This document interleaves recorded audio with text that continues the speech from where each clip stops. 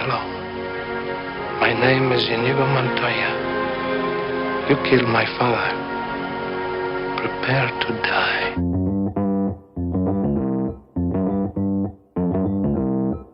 Live from Joe's mom's basement, it's the Stacking Benjamin Show.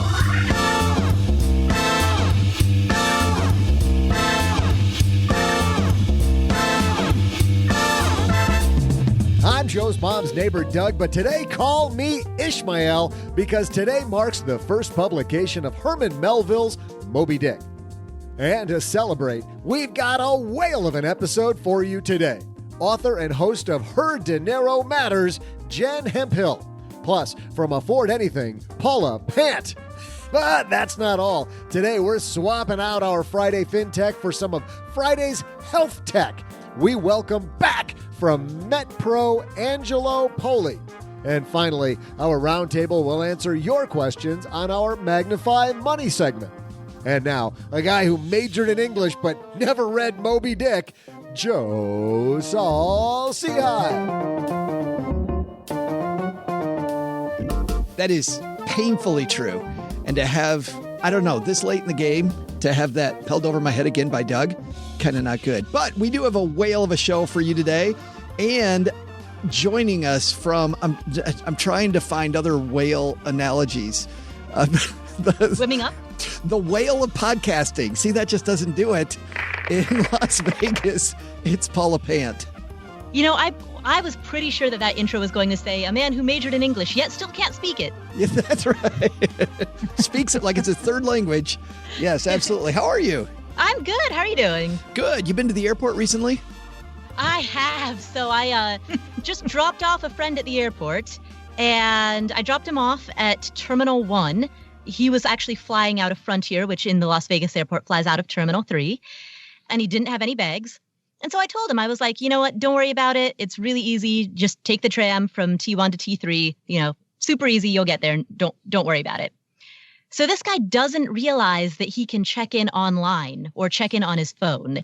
He's under the impression from the 1980s, apparently, that you have to physically go to the ticketing counter to check in, even when it's a domestic flight and you don't have any bags. You don't have to go to the counter? Is that what you're trying to say?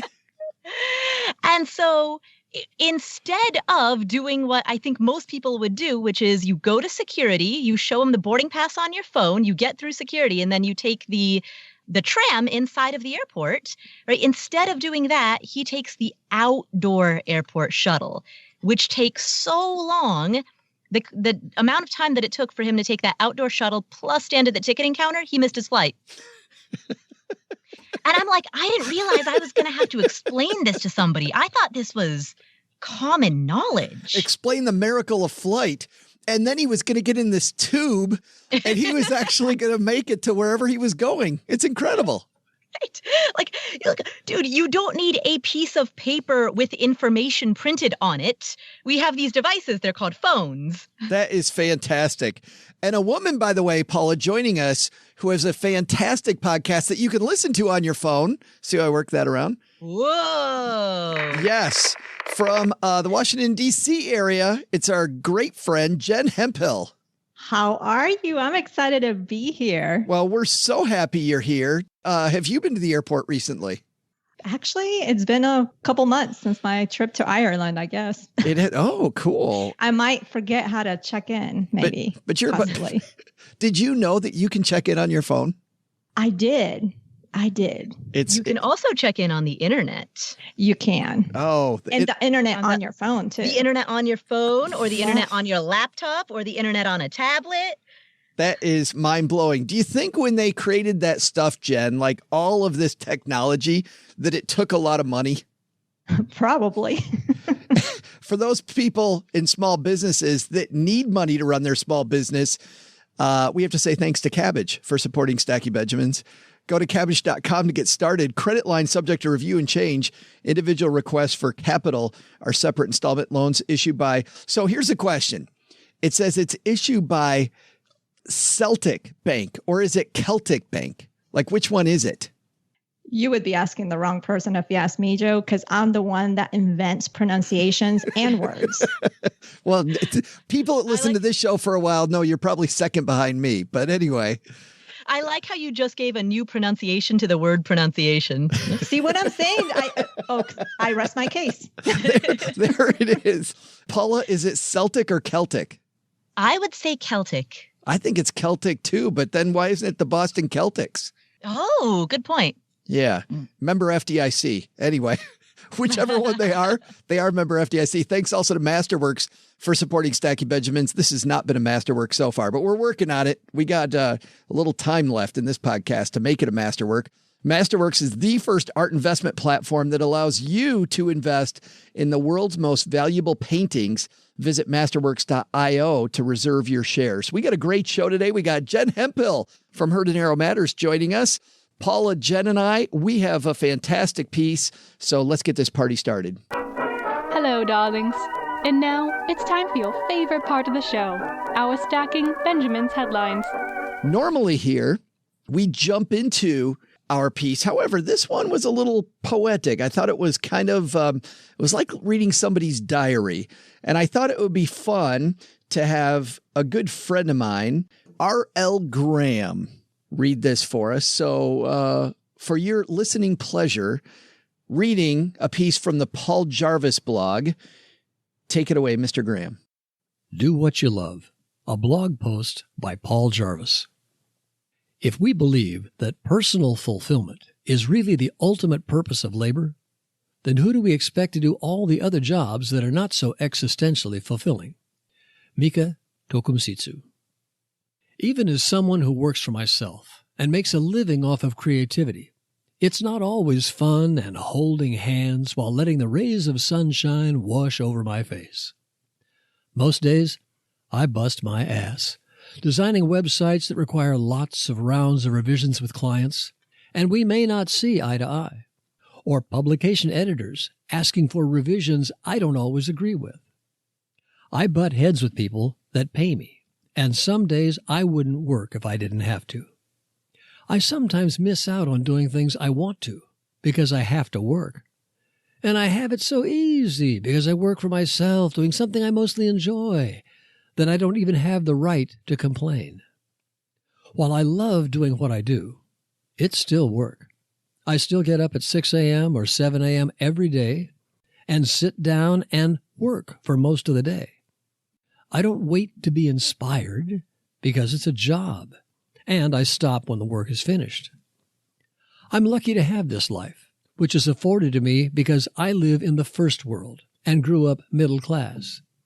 I don't have to stress about how I'll pay rent, afford health care, or wonder when we'll be able to buy groceries next. I completely see the hypocrisy and classist edification of me even talking about this subject. But if everyone's job was simply to do what they love, who would collect garbage, work as a cashier, do data entry, or any other job that doesn't seem as soul-fulfilling? Those aren't even lesser jobs either. They're just jobs. Doing what you love for a job is awesome, but not mandatory or valued above anything else. I've never understood why so many people are so concerned with only doing a job that makes them happy, as if anything else wasn't worth doing. Find a job that you don't have to worry about when you're not doing it, or a job that doesn't make you miserable every single day, and you'll be far better off than a lot of folks. As I enjoy telling my wife, work is called work and not super happy fun time, because often it's just tasks that need to be done. It doesn't mean your life is less meaningful just because your job lacks existential value. You aren't your job.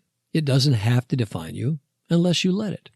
Plus, you can always do what you love in your spare time. I do. Doing what you love doesn't have to mean a job. It can be a hobby, a passion, or even simply spending time with the people that you love the most. Thanks again to my friend R.L. Graham for reading that. I like that. That's a nice change of pace. Jen, let's start with you. You know, we talk a lot in this business of money about finding the intersection of money and passion, chasing your passion. Are you kind of like Paul here, Paul Jarvis, thinking that you really don't have to? I saw where he was coming from. When I was reading this article, at the beginning, I'm like, I read the quote and then I started reading and I was like, is this going to be a little negative? Where is this taking me? I see what his point is, but I also think that because he mentions that you don't have to, doing what you love doesn't equate to a job. I also think that you need to strive to get to do something that pays you, right? Strive to do something that you love and pays you doing what you love. Paula, then, to the point of the quote at the top, then, who takes your garbage out?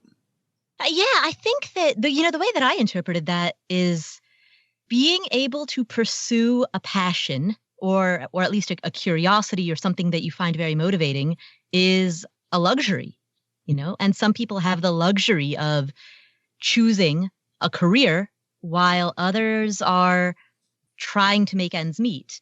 And so when we throw around a lot of advice about like follow your passion or do what you love, there's maybe a bit of privilege in that. But a luxury, though, makes it sound like we should all strive for this job that we're absolutely going to love.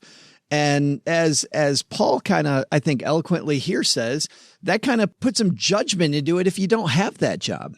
Well, I think that for many people, I think the differentiating factor is what you're doing right now a stepping stone that you're doing while you're trying to get to a career that you'd like to pursue, or have you settled? Because it's one thing to take on a job that's a stepping stone. We've all had jobs that we've disliked, that we've done in order to get through school, to get through college, to make some side hustle income, to make ends meet. Like we've all had those jobs that were truly just a paycheck, but there was always a bigger vision at the end, even if that vision was going to come 10 or 15 years down the road.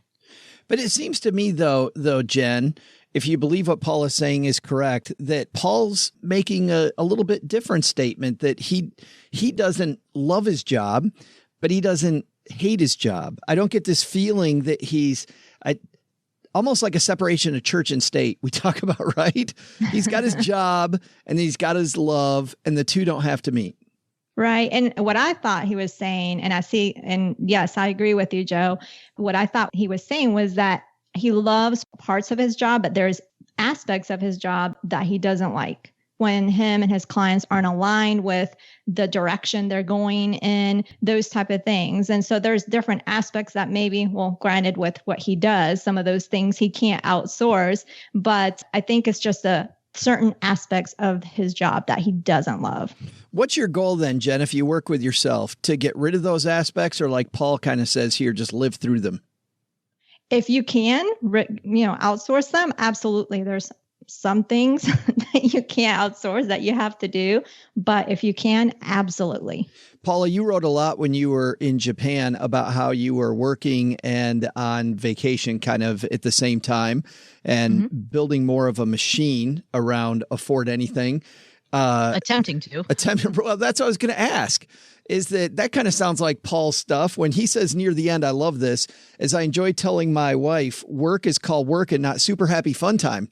It didn't sound like your entire trip to Japan was super happy fun time. There was certainly what felt at times to be a crushing workload that followed me in Japan. What I noticed is that there are the aspects of work that feel like, in which I feel like I'm just a hamster running in circles in a wheel. The analogy that I often use is playing whack-a-mole. When you get so many emails and messages and they're coming at you from all these different places, there's email, and then there's email at your other account, and then there's Instagram direct messages, and then there's Facebook, and there's so many, and they're coming from everywhere. And somehow a bunch of people have your number, and then they're texting you. And so at the times when I'm playing whack-a-mole and just like trying to respond to messages and the new ones keep popping up, I feel like I'm Sisyphus pushing the boulder up the mountain. Those are not the enjoyable times. But if I'm actually making meaningful progress, if I'm in some meaningful way driving the company forward, that's actually quite satisfying. And so that kind of relates to what Paul said at the beginning of his article, where he said there are aspects of his job that he just has to do. And then there are other aspects that you find satisfying. Like nothing is going to be 100% satisfying all of the time. But if the benefits outweigh the costs, or if the meaning outweighs the mundane, then it's a fit. Speaking of mundane, Jen, I want to take this in a different direction, which is something that we don't think about a lot here when we talk about passion in a job, which is for those people that aren't working like the three of us do in a job where it kind of, frankly, whether you want it to or not, follows you 24/7. It followed Paula to Japan, right? It might have followed you to some degree, I would imagine, to Ireland. It follows you wherever you go. I mean, I can't think of a vacation that I've had with my family where I didn't work for an hour a day. And I'm trying to on some aspects get rid of that. But for people that aren't in love with their job, I kind of like what Paul says here. They have the huge advantage of when they leave it, then they can absolutely leave it. I mean, that is a big time upside about having a job you don't care about. Absolutely. I tell my husband like all the time, he's in the military, and granted, it is a 9-to-5 job, but it isn't, because in the military is about taking care of people, and taking care of people can be a 24-hour job. But with what we do, like you said, we take it everywhere. So I always say to him, it's nice to be able to come home and not have to focus on work. And sometimes he does take work home, but in general, he's able to like come home and disconnect and not have to necessarily think about work. And where us, we may work from home, right? And not be able to disconnect. Yeah. Do you ever worry, Paula, that you can't turn it off? Yeah, all the time. And I used to think that that was a matter of setting up my environment. Like I used to think that that was a matter of, all right, have a designated home office, do everything there, blah, blah, blah. But what I realized is that largely it's inside of my mind. If my mind is so preoccupied with what's happening at work that I can't turn those thoughts off, then no matter what I do, even if I shut the door to the home office or, sequester work to a certain physical environment or force myself to go, spend a day hiking or whatever, like no matter what those external factors are, the thing that actually needs to be solved is that my mind needs to be quieted from work think for a while. There's a very tired argument on the internet that I want to go into for just a second. And the tired argument is this idea that there are people in the fire community, are they really retired because they're working so much? And I really don't care about that piece, frankly. I think that's boring. That's old. That's whatever. But not being financially retired is one thing. Not being able to mentally let it go and go into this whole different aspect of your life. How often do you think, Paula, that financial independence is kind of over discussed versus this idea of having mental independence?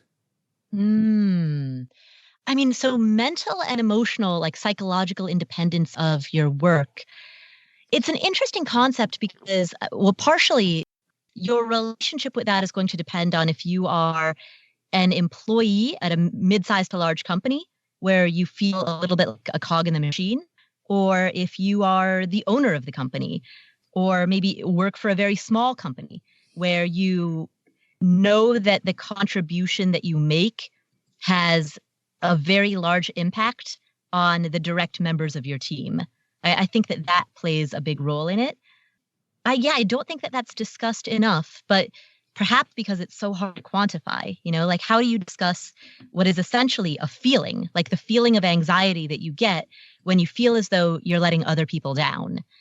That's partially it's boundary setting, partially it's dealing with the aspect of yourself that's a people pleaser.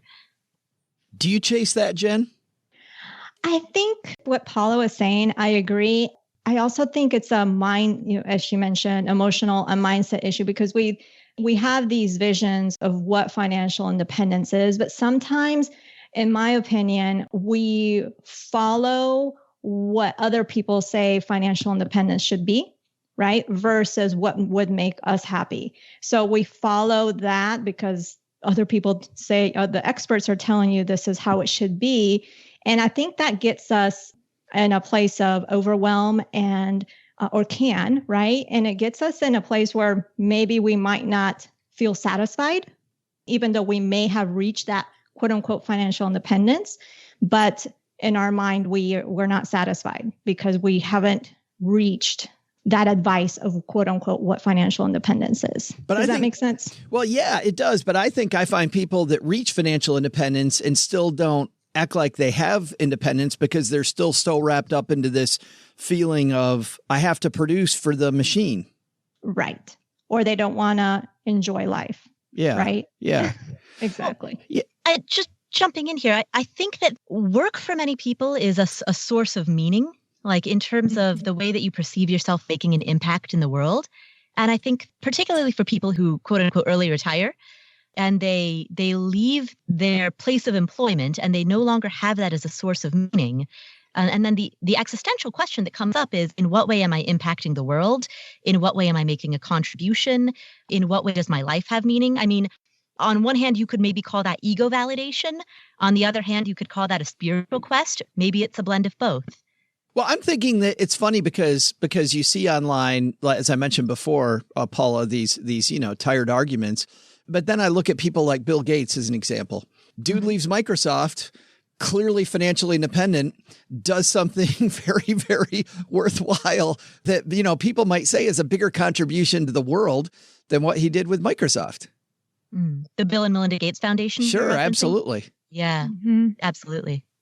Yeah. And that's the thing. Oftentimes the people who are motivated and ambitious and driven enough to reach financial independence are often, and I'm certainly not implying that like people who haven't reached FI are not that, but people who have reached FI often are that.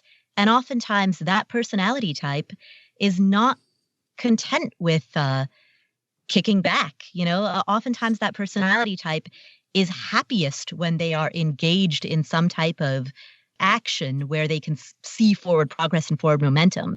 So some people might channel that in a different way. Some people might channel that into training for a triathlon or learning a new instrument or learning a foreign language, but others will channel that into a more conventional work or nonprofit related venue. Jen, when you're coaching people, do you see them chasing these professions that they love, trying to get into things they love, or trying to do what Paul's talking about here, about separate the love from their overall life goals? I see a little bit of both, chasing what they love, but I also see a lot of people that are just doing what they can or what they feel like they can do. That's it for right now. That's all they can do because maybe they have all this debt that they're needing to get rid of. And all they see is that this is their way at this job, and making this money is their way out towards whether to pay off that debt or saving more. So they're afraid to take the step into maybe something else that they enjoy. So you're saying the debt's like a wall between them and seeking that thing that they really want to do. That. Yeah. Yep. No, I totally buy that. I feel like debt, Jen, is this thing that makes us need to focus on, $1 opportunities instead of $1,000 opportunities. Right. Like what's right in front of us. Absolutely. Yeah. Tough stuff. Well, I definitely have to say this before we wrap this up, Paula and Jen, that this has been a masterwork of a conversation. Big thanks to Masterworks.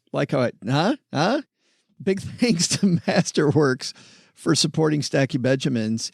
If you're not familiar with Masterworks, it's the first fine art investment platform that allows you to invest in the world's most valuable paintings. What I like about Masterworks is that you actually are getting in on an asset class that historically most of us have not been able to get into because of the fact that these paintings cost a ton of money. And yet, when you pull back the curtain and you look back on these masters over time, the discussion is a compelling one. You look at the standard deviation, the ups and downs of artwork versus other asset classes. That's attractive. Also, the fact that you can directly own and pick which master you own instead of some of the art funds, which, by the way, I like those too, but I really like the fact that in this case, you can pick out the exact master. So you know the history of how well that master's paintings have done. Everyone from Banksy to Andy Warhol, Masterworks is invested in many of the great artists that even non-art lovers like. When we look at investment classes that beat the heck out of inflation, there's a compelling discussion here. Now, artwork isn't for everybody. Obviously, you own a physical painting and you can't sell a little piece of it to get your money out. So you have to know how this asset class works. While it's very exciting and it's something that I personally like, it's not for everybody. Even if art is the most popular investment of the ultra wealthy and it's among the top asset classes this last year. Here's how you check it out. Masterworks is giving stackers the opportunity to bypass their huge waiting list. Head to masterworks.io and then let them know Stacking Benjamins sent you, and then you'll skip the wait list.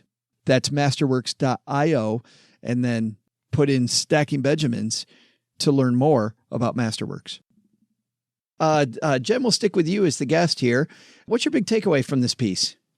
I think he's challenging us to reflect on ourselves as to what we're doing currently at whether our 9-to-5 job, if we're entrepreneurs, and seeing what is really what we're passionate about within that and what we're not, and what's just kind of those mundane details that we have to take care of, but to really look at our lives and see, even if it's not within our job, like he said, that he does something outside of his work that he's passionate about. So it's about finding that thing that makes you fulfilled and happy, even if it's outside of the job, even though I think that for me, even if it's outside of the job, I guess it's fine. But I think I would also want to incorporate it in what I'm doing and getting paid for. Paula? My big takeaway from the piece actually came towards the introduction when he talked about his own relationship with his work, in that he enjoys his work, but there are mundane elements to it. There are kind of clock punching, this stuff is just the stuff that has to be done, elements of a job and a career that he's built and that he enjoys. And so my big takeaway actually was that if you are in the position in which you doing the work that you think is most meaningful, you're doing the work that you think is your passion, and then you feel at a day-to-day level maybe a little bit let down or just a little like bleh about it, remember that that's because there's that expression, life is a picture, but each day is a pixel, and not every pixel is going to be this brilliant color. That was my big takeaway, was even in the best case scenario, you're not going to be 100% enthused all the time, and that's okay. In fact, that's to be expected.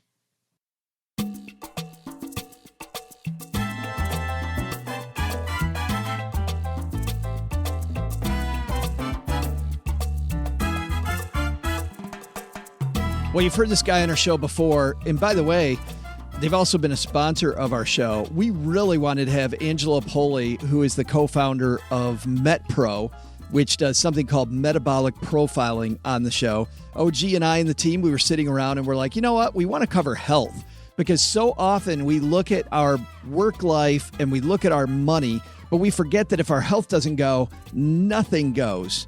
And so being healthy, think more crisply, get more done, achieve more of the results you want. That's at the base of all of this stuff that we talk about. So we wondered who was the right person to do this. And clearly, if you've heard Angelo Poli on our show before, you know that he's the guy. He is definitely the guy. So here, not as a guy who's been a sponsor of the show, here's a guy who we know and trust a ton, a guy who's worked with some huge names like Aaron Rodgers, as an example. If you don't know football, he is the quarterback for the Green Bay Packers. He's worked with a lot of big names, Now he's here in the basement helping you. Let's say hello to Angelo Poli.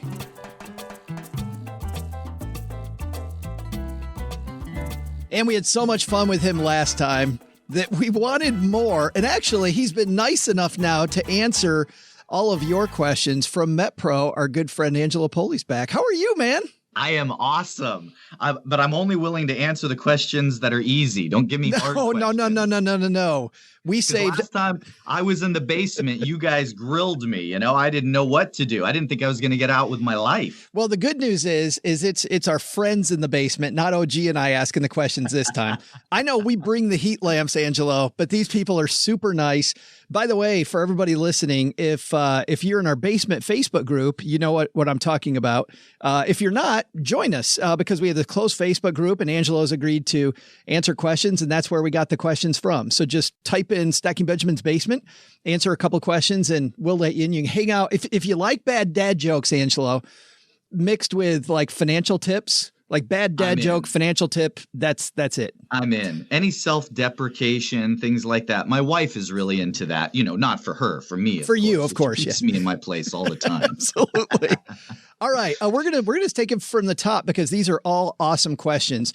Jared kicks it off, Angelo, by asking for your thoughts on sustainability versus getting there quicker. And here's what he means.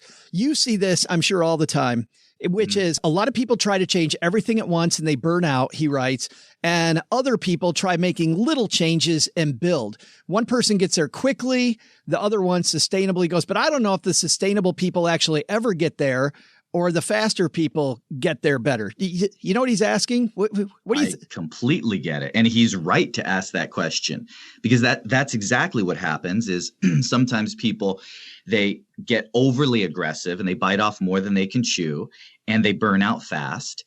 And then a lot of times, especially with our company, Metpro, we hear a lot of the people who have already tried several things and their metabolism is really broken or they just haven't quite reached their goal. So doing a casual, change a little bit of this, eat a little less sugar, just isn't potent enough to move the dial. So, Jared, it could be either one. So here's what you have to identify is which group do you fall under? And so a lot of times it depends on where you're starting from. So somebody has the goal of, hey, I need to bring down my blood pressure and drop my cholesterol and lose 75, 80 pounds, and my lifestyle is just really not on point with where I know it needs to be. Let's start with one step at a time. Now, I would definitely encourage you to get professional advice to make sure the steps that you start with are the most relevant, are going to give you the best return on investment. But then there's the other end of the spectrum, and that is, I'm not in bad shape. I'm in decent shape. I exercise a little. I watch what I eat, but I don't have quite the health or quite the body or physique that I really want. What do I do? Well, in that case, it takes a greater level of specificity. And that's where having, that strategic advice, which hopefully, we'll get into a little bit today, some action steps, really helps. It makes a big difference. It sounds like there's a lot of know yourself there. If you're the type of person that goes full hog into everything and burns out quickly on other stuff, you'll probably do the same thing with your eating. And I'll give you a hint. This will be a reoccurring theme. We baseline test every single person that we work with. Anytime I meet someone, the first thing is we baseline test because that tells us metabolically and from a habit standpoint where you're at. And so if somebody, and I'm just using weight loss as an illustration, there could be any host of goals. Yeah. If somebody wants to lose weight, they may be overweight because they have a slow metabolism. And so the strategy to address that is going to look very different from someone who's overweight because they hit the drive-through every night after work. Two different situations. One person we have to address with simple behaviors.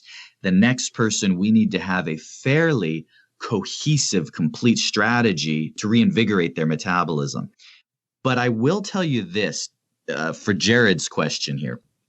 I've been coaching now for 20 years, and I am really big on actual human-to-human coaching, and I feel like I have identified the exact number of things you can change at once with excellence. You want to know what that number is? It's got to be one. One. Oh, that's it. One thing.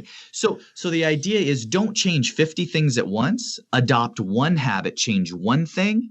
Check it off your list, move on to the next.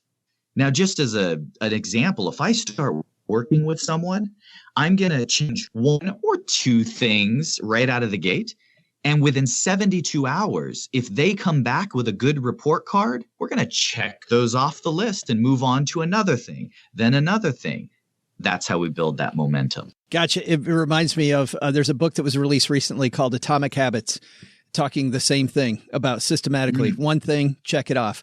Sue writes to us. She says, excellent idea, by the way, Angelo. She's talking about you, having you answer questions. Thank you, Sue. She says, as a fan, she says, investing in you and your family's long-term health is equally, if not more important than investing in your 401k. Similar to Jared's question, she says, what are the biggest habits for both eating and activity that would provide the biggest return? Time management, hands down. Every time I do like a lecture or a seminar or retreat or something like that, somebody will come up to me and they'll recognize me from reading some of my writings or whatever the case may be and say, Mr. Poli, how do you get the great results with your executives or CEOs or athletes or whoever you're working with? What's the magic exercise or what's the diet? And I tell them, you're asking the wrong question. I'll tell you the secret to my success. Time management. The next statement is almost universal. Yeah, I know what I should be doing. The problem is following through. Everybody knows what they should be doing, but I'll tell you what's stopping you from following through. It's speed, the ability to execute on those items quickly. And that's the difference between someone who has become an expert in the lifestyle and the profession of health, fitness, wellness in their personal life and a novice. They may both know what they quote unquote should be doing, but it feels so overwhelming for the novice versus someone who has the right strategy, the right coaching, knows how to implement it in their life simply with minimal pain and drag. So can I prepare specific meals? Which meals should I prepare for the day? If I am going to exercise, when should I exercise? What should I spend my time doing at the gym? Should I exercise at the gym or should I exercise at home? If I am going to splurge on foods, what is okay and what is devastating? All of these little nuances go into defining whether or not someone's going to be successful or not. Once somebody gains that habit and turns it into just muscle memory, they've got the speed down. That's really the key. When you say time management, do you mean then devoting the like a set time to this like you would any other activity during your day? Is that what you're talking about?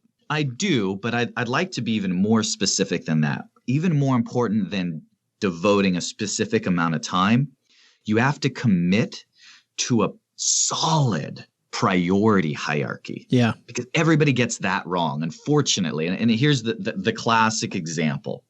I got this executive who calls me up, Angelo, I got a big company. I'm successful in my family and my life and everything I got going. But this one part of my life, my health, my weight, or whatever the case is, eludes me.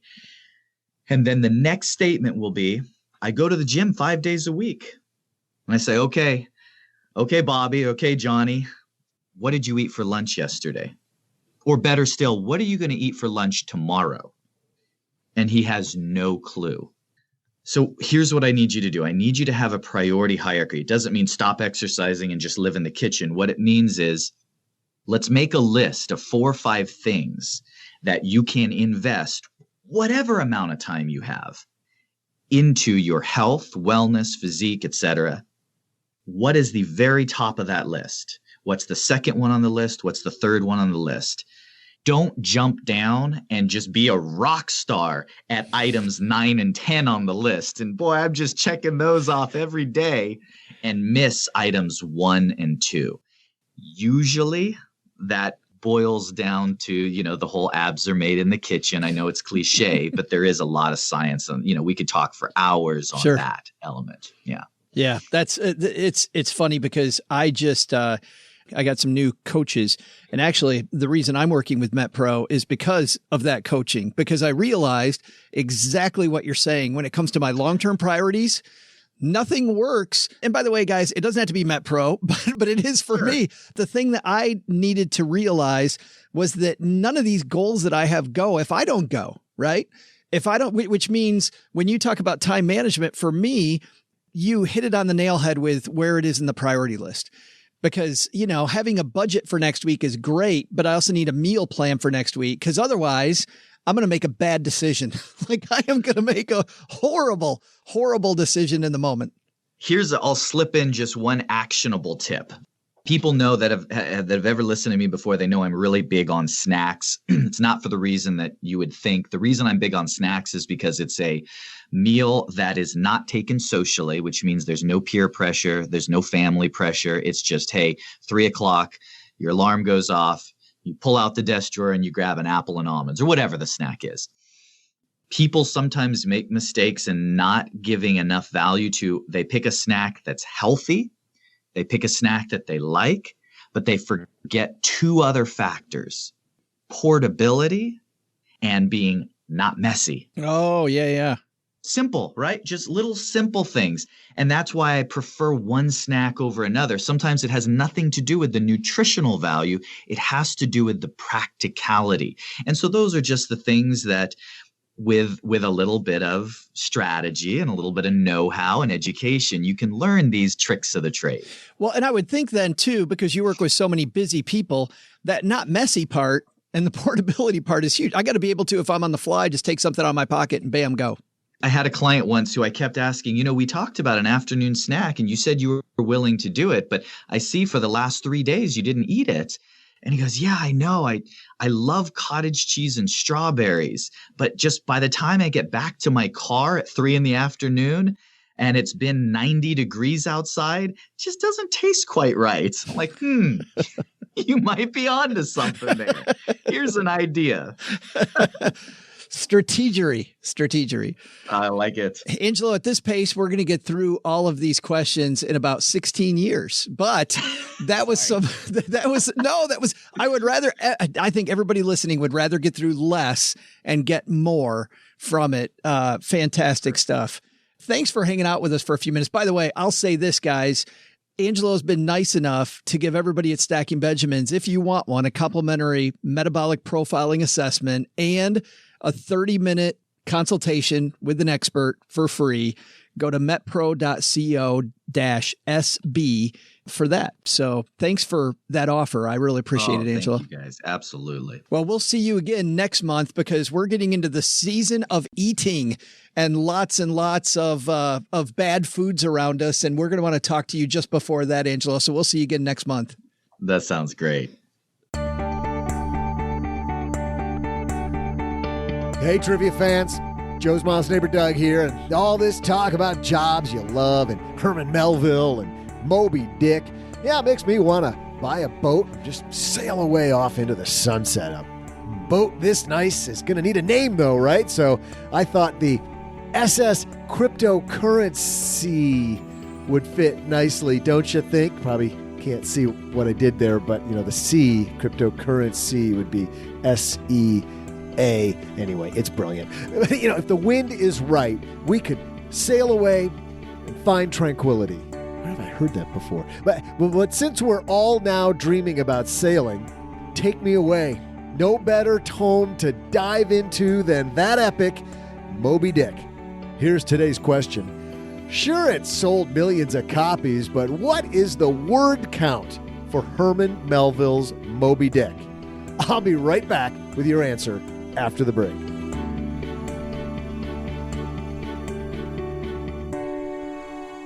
All right. So, Jen, we explained the rules to this convoluted game to you backstage. We play Price is Right style. It's the closest without going over. Does that make any sense at all? Yes. Fantastic. Because we've been playing it for what, Paula, about 9.5 months now. We still don't understand it. I'm building my confidence. That's why I'm saying, yes, I get it. Yeah. Well, there's good news, and that is that Paula caught up last time, and the score is Len has 10, and he called in at the last minute, so he's out to dry. You were officially, Jen, playing on behalf of OG, who now is tied for last, which means you're going to get to choose first if you want to go first or last. But before we get to that, Paula caught up and she now has 9. So it's 10-9-9, Paula. This is exciting.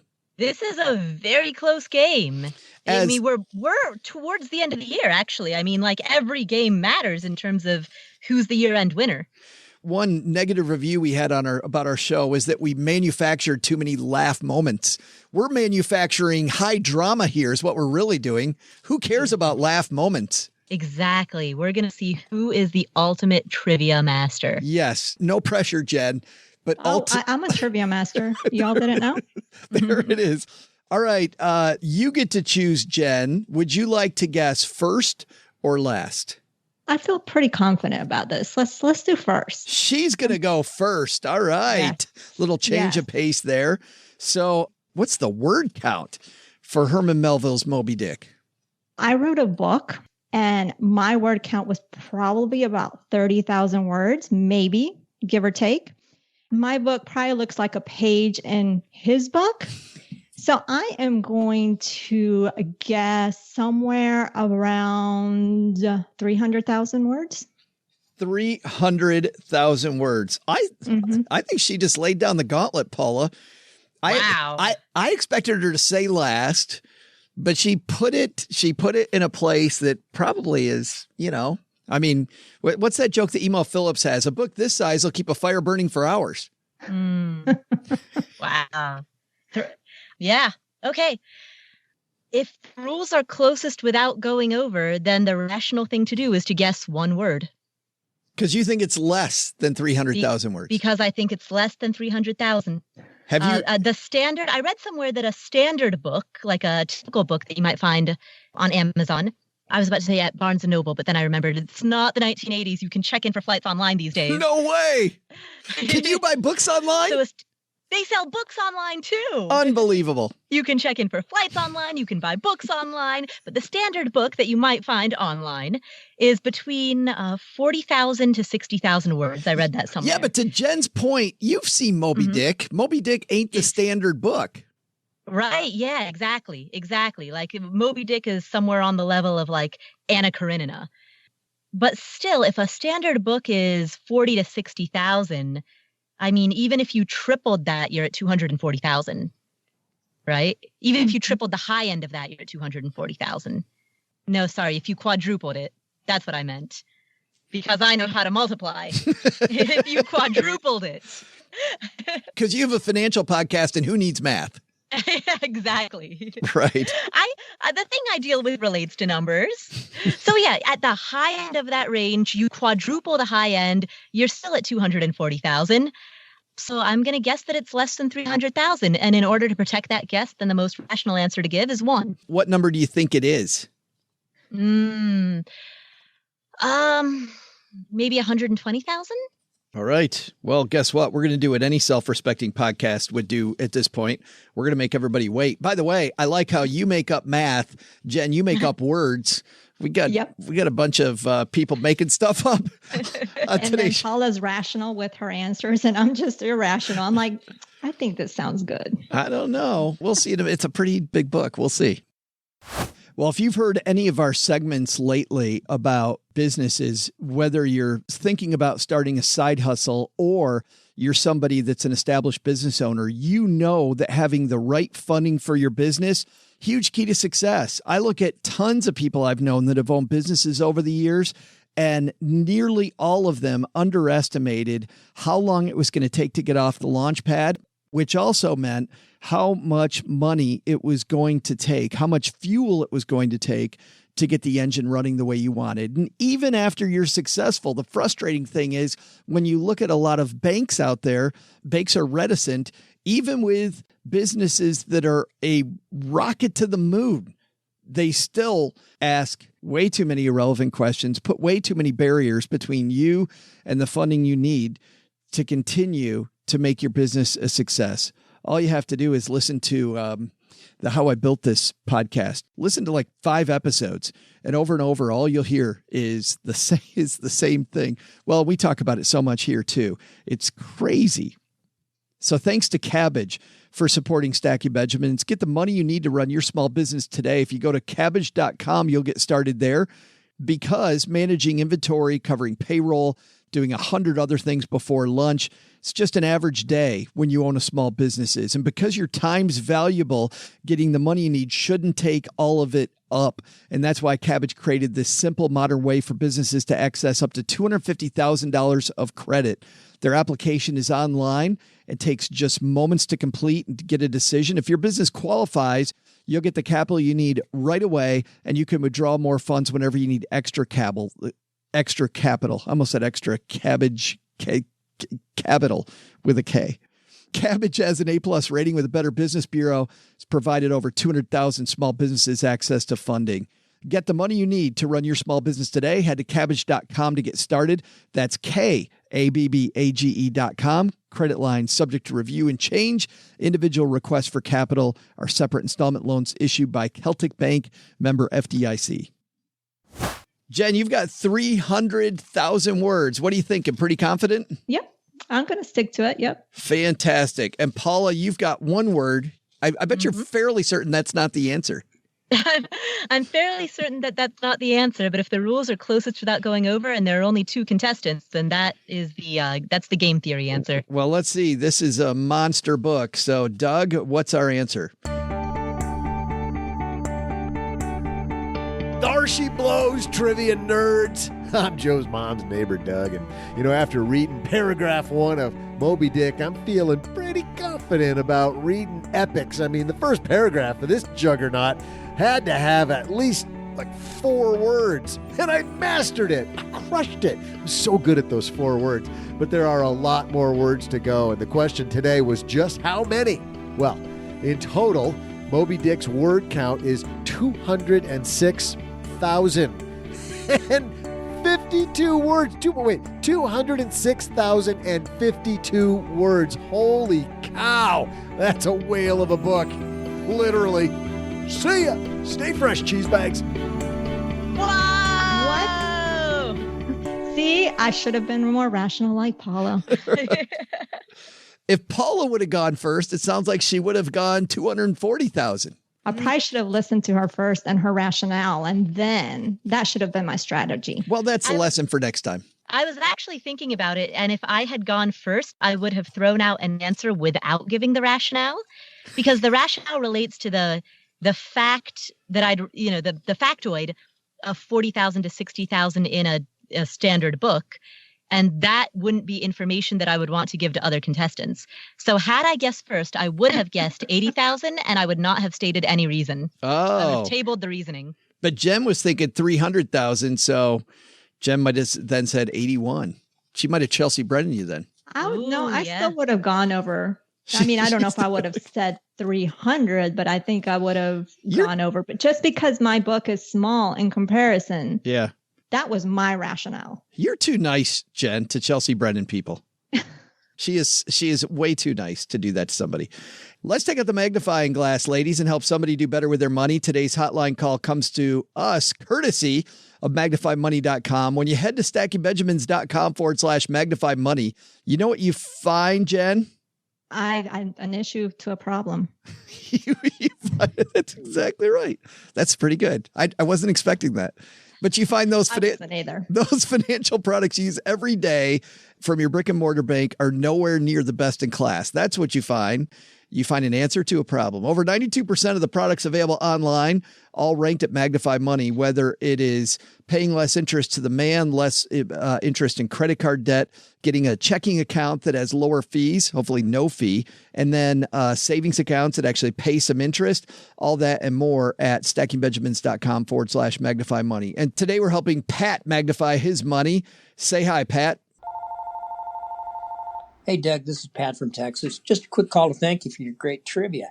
So I was listening the other day to that dead space between your trivia question and answer and discovered apparently you fill that dead air with some other guys droning on about fire, retirement planning, investment, or some other yik-yak. Anywho, this made me think of a question I've had and hoping that you or those other yahoos can answer it. So my question is about retaining a financial advisor. I hear a lot of talk on podcasts about how to select an advisor, and it's great discussion, but it seems to me that finding an advisor is only part of the question. So let's assume I did my research, found an advisor that works well for me today, fee-based, acts as a fiduciary, yada, yada, yada. clearly the role this guy is going to play in the rest of my life is crucial. I'm asking him to manage a lot of money. So with that in mind, how do I know he's doing a good job over time? How do I measure his performance 5 years from now, 10 years from now? So it can't be financial performance, at least not that alone, because I'm expecting him to guide me through good times and bad. But it seems like there should be some way to ensure that my advisor remains engaged and hasn't lost passion for what I need done. Is it quality and frequency of communications with me or something else? Anyway, aside from your trivia questions, I fully expect that absolutely nothing you or those other two-time filler financial guys tell me will be retained. And then he just hangs up. I don't feel any pressure, so that's good. Well, the good news is you're not me and OG, who I think is who he's ripping here, not you two, which is why we'd like you to answer this question instead. So, Jen, you're the guest. What do you think? How do you measure whether a financial advisor is doing the job for you or not? For me, I would measure it if he, besides, keeping in touch with you, but really every once in a while checking in and seeing if you had any life changes. Because if there's been any life changes that involves tweaking that financial plan, I think that's very important. And then just keeping you updated on any changes, fees, all that good stuff when it comes to investing. I think that is really critical. When you talk about tweaking the plan, though, what if the advisor's not good at what they do? I mean, how do you keep up with that? What if the advice you got wasn't that phenomenal? Then you find another advisor. If they're not calling you, because they should be checking in and taking, that temperature about life changes. If they're not, you definitely need to find a new advisor. Paula?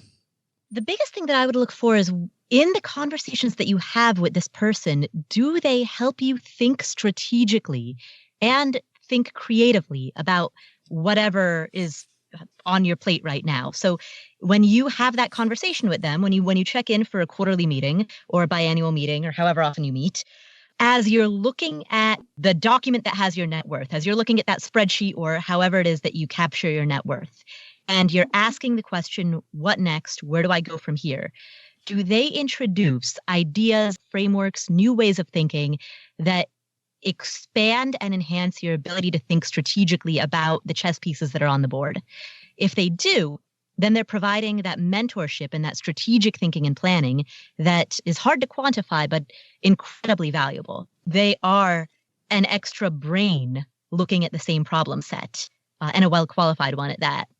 If they're not doing that, though, if they're just kind of going through the motions or telling you the same things that you've already thought of, then I would argue that you're not getting any value, because why would you pay for somebody who's just reiterating the thoughts that you yourself already have been able to develop independently? I agree. And I think also because if they're just calling or checking in or at the meetings and they're just kind of checking off a checklist and not giving any value, then definitely that's not very helpful, is it? No, not at all. I'm thinking, I'm also thinking, and Pat, I agree with what you kind of stated in your question, that if your advisor is just an investment picker, you can very safely fire them. You can very safely let them go, because that's not what in my opinion, modern financial advice is all about. It's much more what both Paula and Jen are talking about here, which is looking at you holistically and where are your blind spots. And if they're consistently questioning where your blind spots are and helping you navigate those, then I think that's great. Now, that doesn't get them off the hook for investments. And a good financial planner will have something that we call an investment policy statement. And as part of that investment policy statement, we refer to it as IPS. So if I jump into jargon here and I say IPS, that's what I'm talking about.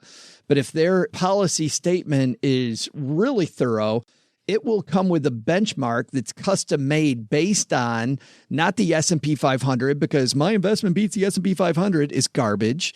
Also, because that has nothing to do with your goals, or it beats the NASDAQ or whatever. But they can put together, from modern portfolio theory, they can put together a rate of return you need to keep up with over long periods of time to meet your goal.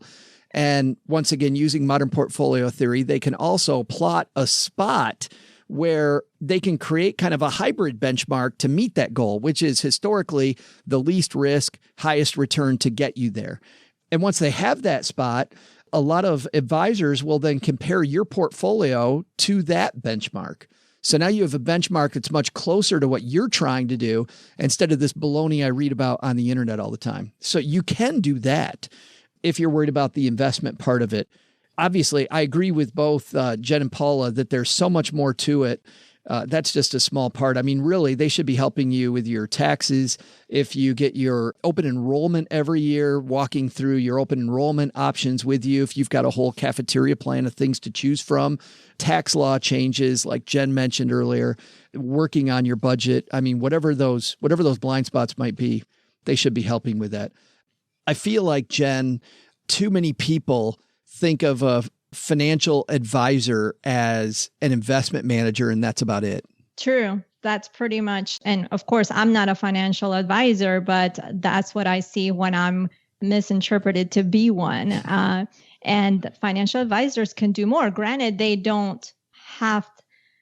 can choose what their skill sets are and be very clear and honest about it, because that way you can choose a financial advisor that maybe will help you, because some of the financial advisors help you with your budget and all those more financial skills or more simple financial or basic financial skills. But it's not all financial advisors will do all those things. You just have to, when you interview them, you really need to be aware of what their skill sets are and what they're bringing to the table besides the investment knowledge. And that distinction, Paul, is why I get frustrated with people online just talking about, well, ask what they charge and how they're charged. But I think if you don't know what they do, if what they do isn't a fit, who the hell cares what they charge? Yeah, that actually reminds me of an Oscar Wilde quote that a cynic is the man who knows the price of everything but the value of nothing. Right. And so if your first question out of the gate is, what do you charge? And the question is not, what is your value? Well, that says something. I'm going to steal that. I am totally stealing that because I am so tired of saying that and quoting myself. And I quote from this genius I heard who hosts the best podcast in the world. Yes. And I quote from Paula, who's quoting Oscar Wilde. Thanks for the question, Pat. And by the way, thanks for bringing it. Nice job with the question. By the way, in our Facebook group, Mom has this competition for a little something. And I think Pat just laid down the gauntlet for people this week. It's fun. What Mom sends people is pretty hilarious, but I can't tell you. If you want to find out, you got to leave us a message. How about that? Huh? Head to stackybenjamins.com/voicemail, and we can answer your question too. Well, that's going to do it for today. Let's start with our guest of honor. Jen, it's about time we got you here hanging out with us. Well, I'm excited, and it's been so much fun so far. Your podcast is talked about on there is a super huge podcast. Not that your podcast isn't super huge, but these people are even in the finance business, and they talk about your podcast all the time. What's it? Is it My Perfect Murder? My Favorite Murder. My Favorite a true Murder. crime podcast talking about mentioning money. Yes. Interesting, right? Yeah. True crime podcast. Huge fans. But tell everybody about Her Dinero Matters, because you have this super unique way of talking about money. Well, thank you. So I used to have Her Money Matters, and I've recently changed and shifted to Her Dinero Matters, which is we're talking about the same things, but the focus is more Latina centric. So of course, how we do money and how we manage money doesn't change no matter the culture, gender, anything. But it's really it's more about the money stories, and the money stories obviously brings culture and those type of things. So we talk a lot about our money stories and really reflect on how that impacts how we think about money today, which can help us shift how we manage our money, because how we think about money really impacts how we manage our money. So we have a lot of money stories with our guests. I still do some solo episodes once a month. And at the end of the month, one thing that I recently implemented is a panel. So I called it the Reina Panel, because really the mission with my podcast is to help women become reinas or queens of their money. That's so awesome. That's really cool. What topics are you covering coming up on the show? This month, we are covering no spend challenges, really creative ways of saving. And then up next, we will be talking about Latina Equal Pay Day is in November. So we'll be talking about more of that in November. Awesome. And you can find that wherever fine podcasts are distributed. Yes? Yes. Yes. I didn't know that was a question. No, what you were saying. You know what? It really wasn't. But it's like, it always feels like my second day podcasting here. The other thing, I also owe you a thank you too. You have helped so many of our listeners speak Spanish by those popular phrases with our friends Jonathan from Choose FI and Matt from How to Money. So nice job there too. Well, thank you. Gracias. They're fluent too. Like it took one phrase and están hablando bastante. They are still. I have no idea. Yes, correct. Paula, yes. What's going on at Afford Anything? On the Afford Anything podcast, we ran an interview with behavioral economist Kristen Berman. She works with Dan Ariely in a lab called Irrational Labs. They are the co-founders of this lab, and they study why we act the way we do with our money, particularly when the way in which we act makes no sense. We also have Noah Kagan on the podcast. He is an entrepreneur who talks about how he started his own business and grew it to 8 figures in revenue. So he's a very, very successful entrepreneur, and he talks about it's really more of a fireside chat than it is an interview. We recorded it live in person in Austin, and he gets very real about not just business management, but also the emotional management that comes along with taking from 0 to 8 figures. Noah Kagan, I wish that guy had an opinion about something. Yes, Noah is not afraid to speak his mind. Not at all. Yes, he's very bashful. No, not in the least. Such a cool guy. And I think intense, like on a scale of 1 to 10, when I interviewed Noah for the FinCom podcast, I put him at about a 14. Yeah, Noah has a lot of enthusiasm, a lot of energy. I'm thrilled to have him as a podcast guest. Yeah, that's so cool. That's going to do it for today, everybody. Thanks for hanging out with us. Thanks to everybody who's left us a review of the podcast. Doug, you've got it from here, man. What should we have learned today? Well, Joe, first take some advice from our roundtable team. While finding work you love is important, finding a life you love is even better. Probably better by a mile. Second, take some advice from Angelo and take care of yourself. A healthy body and mind lead to a healthy bank account. But the big lesson?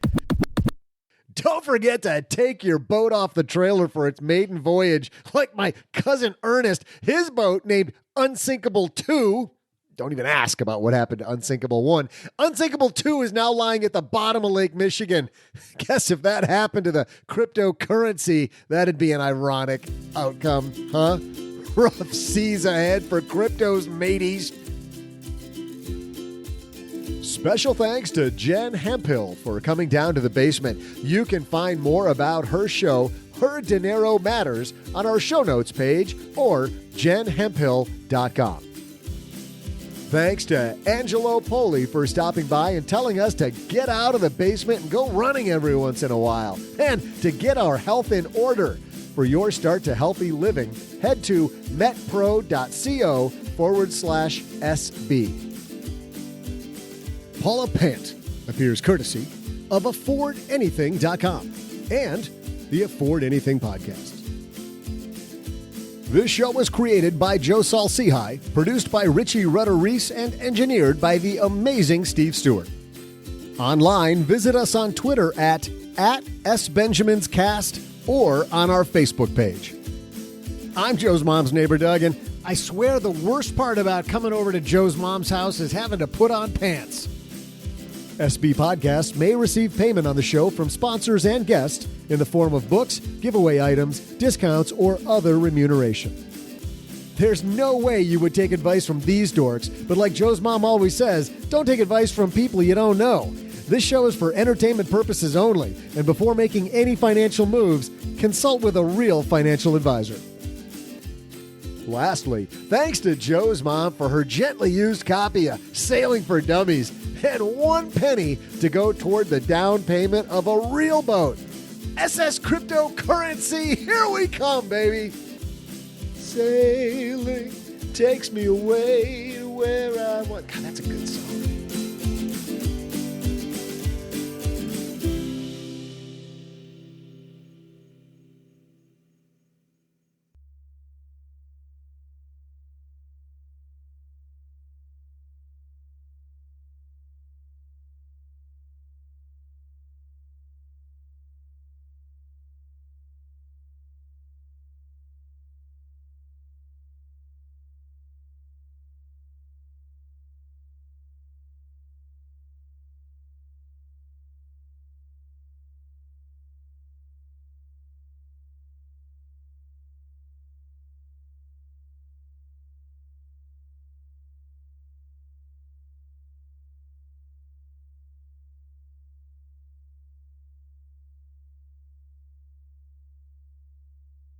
Welcome to the after show.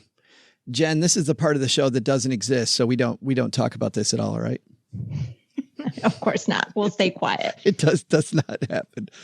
I found this piece of weird news at HuffPost. Guinea pig ice cream becoming a cool new treat in Ecuador. This piece says it's a real ice cream flavor, guinea pig. Anyone who thinks of guinea pigs as pets, cute, squishy, squeaking bundles of fur, might find that idea hard to digest. The rodents are a traditional hot dish in some Latin American countries, including Colombia, Peru, and Bolivia. In Ecuador, people typically cook guinea pigs with salt and serve them with potatoes and peanut sauce. But one vendor is taking things to another gastronomic level, serving guinea pigs as a cold dessert. Some people like ice cream made from koi, as the animal's locally known. I was suspicious, but it was tasty, said Marlene Franco, a 78-year-old retiree who tried to scoop at a stall next to a highway linking the Ecuadorian capital of Quito to the city of Sangolquí. The stall owner is, The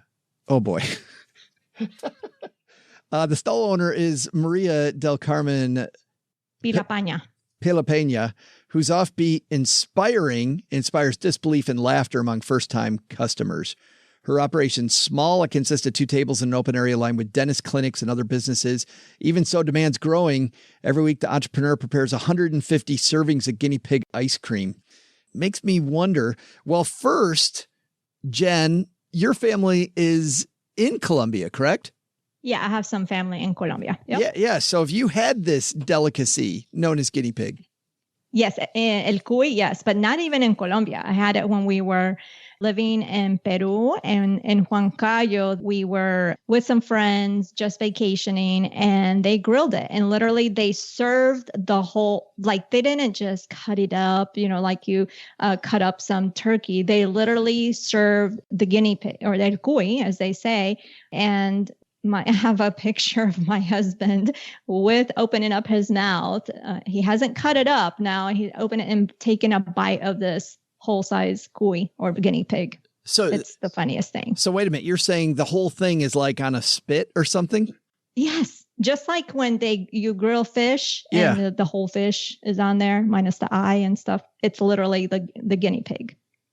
Wow. They serve it to you. Yep. Wow. But ice cream? That makes my stomach sick, actually. I've tried various things, but if I had to have you, I know I'm derailing this, but you've heard of, I think I've talked to you about this coffee beans that they make from bird poop. Yeah. Well, and there's also one that's like weasel poop, right? Oh, I think so. So if I had to choose between this ice cream made out of cuy, or the beans, I would choose this ice cream.